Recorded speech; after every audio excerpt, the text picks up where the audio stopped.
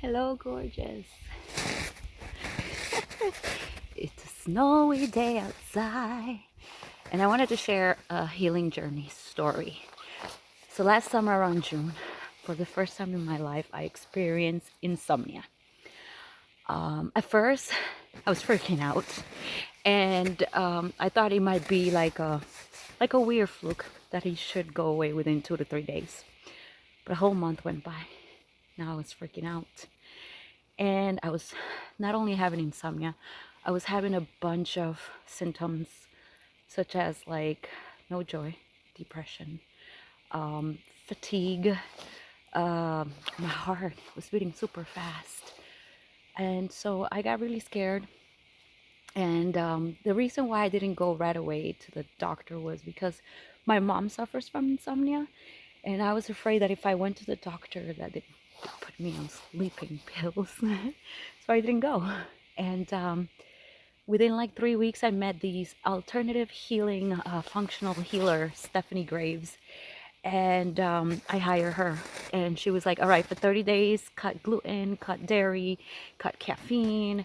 You need a little of a sleeping hygiene type of ritual. And so we started working on that right away, and that helped a lot. But I still kept having symptoms. And then she requested that I did specific blood tests. She was like, make sure you test your vitamin D, make sure they check for Lyme, make sure they really do a complete thyroid panel on your blood work. So I went to my doctor and did as my alternative healer had requested. And lo and behold, my vitamin D was low. But that was not the only thing. I have some autoimmune markers that, said I'm testing positive for ANA, which is anti-nuclear positive. Anyhow, ANA positive, which my mom has. And usually when that is a positive, it means you have like an autoimmune condition, such as like lupus, psoriasis.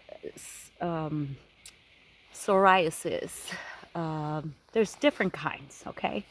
So I was like, whoa, what happened here? Like, why did this happen? And so when I started going back into my environment, I said, what happened to me? What happened was that the dentist did not properly remove a previous mercury amalgam that I had. He was like, oh, we should take that old mercury and like just put a new BPA one, like a composite one. So I was like, okay. And luckily, like, he wanted to remove another mercury that I had, but I was like, no, just one, like the small one. And I believe that the mercury heavy metal really impacted me because he didn't do it the smart way. Now, if you ever have any cavities filled in that are mercury and you want to get them removed, please go to a mercury smart dentist that will do these properly. Like, they put air, oxygen on you, they put stuff to protect your throat, and it's a whole procedure. And it's smart because they give you a whole protocol on what to do after and before you get the amalgam removed from your system, so that you don't get this toxin, which mercury, it's way toxic when it's being removed or applied. Okay, and why remove the mercury filling? Well, whenever you have vapor or anything hot, or you're smoking, anything like that, that's going to activate the mercury, giving you inflammation in your body because you have a heavy metal. So removing it will be smart. I still have one, and I'm gonna go to the smart dentist this time, because what I experienced last summer was due to this. And what I learned so much. And I'm sharing this story because I don't want you to go through it. I learned that if you live in a place like this, you need to take vitamin D. Help yourself with some vitamin D.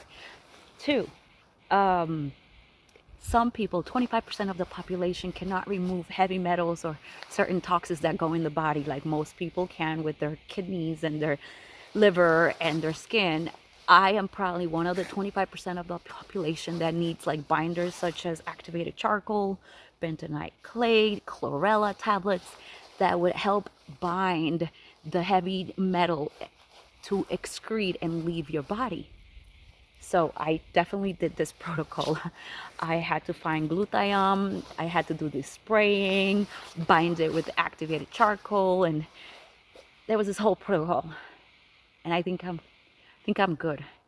I'm finally, sleeping at least, like midnight to 6 or 7 a.m., which is a huge improvement because I was literally couldn't fall asleep till like 3 a.m. and was waking up like every 2 hours. So that was quite drastic, and I did not want to have the sleeping pills. And so, yeah, this is a long story, man. Wow, I can't believe I'm here telling this story, but it did happen, and it's crazy, and I don't want it to happen to you. So, yeah, I tried everything: CBD, melatonin, gummies with CBD and melatonin at first, and that wasn't helping because I would sleep one night and not the other, and it wasn't constant. So I knew it wasn't about, putting a little band-aid. I knew it was deeper. And yeah, I I have to like be very careful about my environment. If I go outside and there's mold, I have to make sure I wear a mask, and also that I go in a sauna, or I do like the different protocols that there is to help your body bind these metals or toxins that could be in the environment, and you know take them out. And what happens is when we are exposed to such things, even food becomes like a problem. So, I don't eat corn, I'm not eating gluten, and I'm just trying to stay away from inflammation as much as possible, as in whichever way I can. The sound of the forest. Did you hear that? It's quite beautiful today. Anyways, I hope my story was straightforward. I know I went all over the place, but I really wanted to share it. And I hope you get something out of it, because I sure did. I learned so much. All right, bye, gorgeous.